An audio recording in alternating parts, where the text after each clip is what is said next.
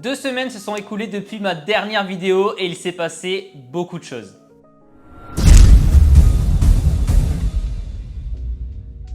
Tout d'abord, j'espère que vous allez bien et que vous avez passé un très joyeux Noël, en tout cas pour ceux qui l'ont fêté. Je m'excuse pour les 2 semaines d'absence, mais j'avais énormément de choses à gérer et notamment la recherche d'investissement pour la salle.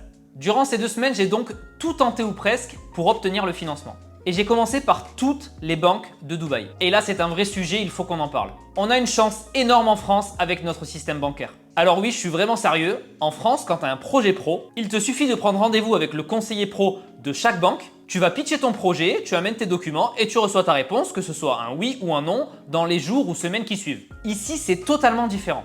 Pour espérer avoir un conseiller professionnel à qui parler, il faut d'abord que tu arrives avec de l'argent à investir dans la banque. Dans mon cas par exemple, j'ai donc un compte pro depuis plus de 2 ans ici, mais c'est un compte pro standard que j'ai ouvert sans amener de l'argent en dépôt à la banque. Et donc qui ne me donne droit à aucun conseiller. Tout se fait en ligne. Pour avoir un conseiller, j'aurais dû au minimum poser entre 25 et 50 000 euros de dépôt à la banque. Donc j'ai été obligé de faire toutes les demandes en ligne. Et vu que du coup, tu n'as personne en face à qui parler de ton nouveau projet, j'ai été obligé de faire les demandes de prêt sur ma société actuelle avec les chiffres correspondants. Sauf que les conditions d'éligibilité pour un prêt professionnel ici sur une société déjà existante, ça fait peur. Minimum 2 à 3 ans d'activité avec au moins 2 millions de dirhams de chiffre d'affaires. Malheureusement, ce n'était pas mon cas. Donc la demande de prêt pro, malheureusement, on oublie. Ensuite, j'ai essayé en perso. Et là, même galère sur les conditions d'éligibilité. Alors là, pour le coup, c'est un petit peu comme en France. Quand tu es chef d'entreprise, auto-entrepreneur, généralement, il n'y a rien pour toi. Et même en salarié, ici, on te demande jusqu'à 2 ans de fiche de paye. Donc je le redis, en France, concernant le système de prêt, on est vraiment privilégié. Je n'ai pas vraiment l'explication exacte du pourquoi le système bancaire est comme ça ici. D'ailleurs, si parmi vous, il y en a qui ont des explications, je suis preneur. Mais de mon point de vue, c'est qu'ici, les gens ont tellement l'habitude de venir avec de l'argent que le système bancaire ne s'est vraiment pas mis à niveau, en tout cas concernant les expatriés. Et je précise vraiment expatriés parce que c'est complètement différent quand tu es résident de nationalité émirati.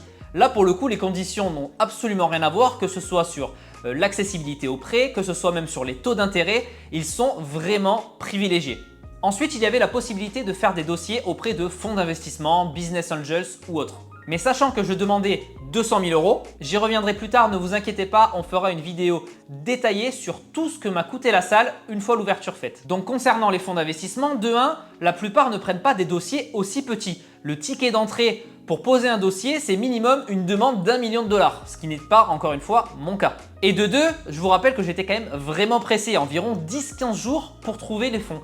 Donc j'ai vraiment laissé cette option de côté en dernier recours. Je me suis donc tout naturellement tourné vers le réseau, les gens que je connaissais, certains proches ont contacté des gens qui connaissaient, j'ai mis des stories Instagram, des stories Snapchat où je suis suivi uniquement par des gens de Dubaï et ça a payé. Alors je pense que certains ne vont pas me croire, mais à l'heure où je tourne la vidéo, j'ai eu 9 offres d'investissement. Elles allaient de 2 000 euros jusqu'à 100 000 euros. Avec le recul, je me dis que c'est quand même assez fou d'avoir réussi à lever autant d'argent en 10 jours, mais pourtant c'est vraiment la réalité. Quand on se bouge, qu'on est sérieux et qu'on amène un projet solide, on arrive à convaincre les gens de nous suivre. Et je ne suis pas du tout un cas isolé. Si vous aussi vous avez un projet professionnel sérieux, que vous avez fait un business plan, des stratégies, n'hésitez pas à pitcher votre projet aux gens de votre entourage. Je pense qu'on a tous dans notre entourage des personnes qui ont de l'argent de côté, qui ne savent pas quoi en faire, autant l'investir dans des projets sérieux. Donc n'hésitez pas, lancez-vous, vous n'avez absolument rien à perdre. J'ai donc logiquement levé l'argent nécessaire à la création de mon projet.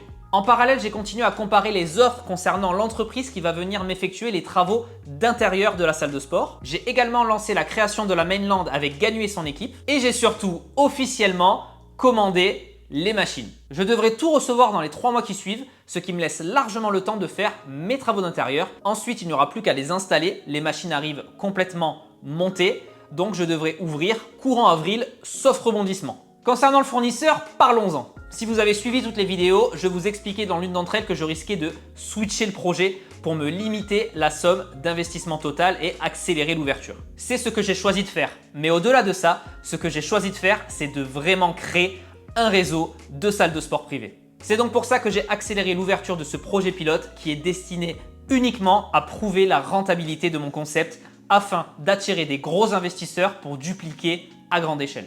Je sais que certains sont déçus, mais pour parler chiffres, le projet de base, il coûterait environ 500 000 euros. C'est quand même plus difficile de lever autant d'argent sur une simple idée. Sans parler de certaines machines américaines qui mettent jusqu'à 1 an de livraison. Mais le projet de base, il est toujours là, vous inquiétez pas.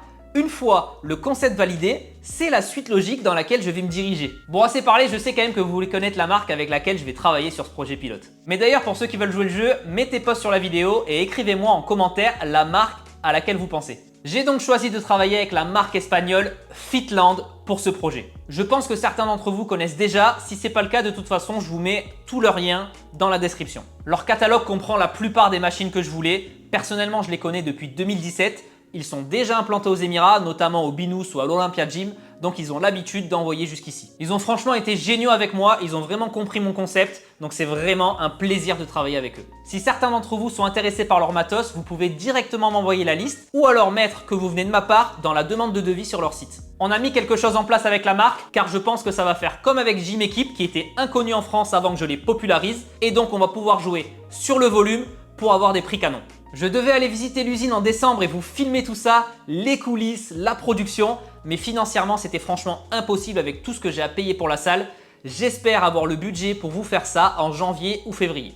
Concernant les machines, pour vous donner un petit aperçu, il y aura une hip press, un hack squat, un pendulum squat, un bell squat, aéro, low row, 2 chest supported row, élévation latérale assis, élévation latérale debout, reverse hyper, bref, tout ce qu'il faut pour avoir une salle privée de très haute qualité. Concernant le local, il était censé être livré dans une semaine le 1er janvier. Comme vous pouvez le constater à l'écran, on est très loin du compte et je viens d'apprendre aujourd'hui que la remise des clés se fera uniquement à la fin janvier. Et pour moi, c'est tout bénef parce que tant que je n'en récupère pas le local, je n'ai pas de loyer à payer. Les travaux, je vais en avoir pour 30 à 45 jours et les machines arrivent dans 3 mois. Donc au final, on va être pile poil et je ne vais pas perdre d'argent à payer du loyer pour rien.